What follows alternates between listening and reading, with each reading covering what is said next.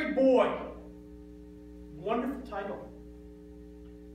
Now, I had an idea of what you're going to talk about, obviously yourself, since it was an icebreaker. But I was wondering, when I heard the title, were you going to just talk about being a fourth grader?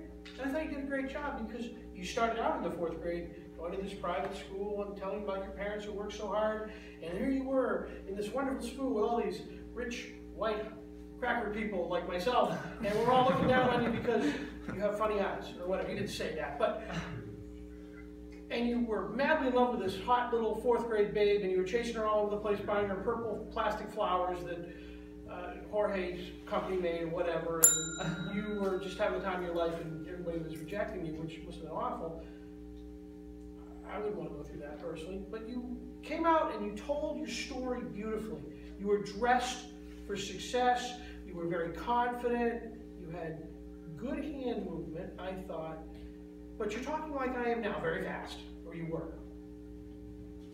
Slow down. Have a pause every now and again.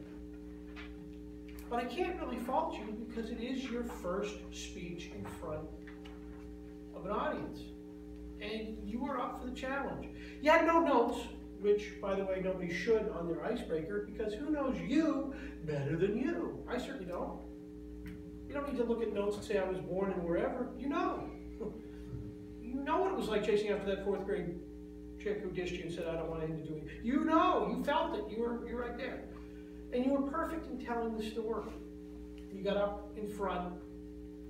You didn't have too many unnecessary movement. But I think you need to pause a little bit more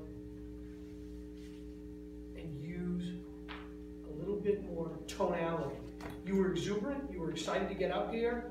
Most icebreakers, people walk up and they are nervous. Their tail is tucked between their leg and they're just like, you weren't. You weren't at all. You had it down pat. You had a very interesting story. I think most people in the audience, I can't speak for everybody, I know I can speak for myself, found it riveting, entertaining, and it had a beginning, a middle, and an end. You took us where you wanted to go. And I feel that we know you better from that speech.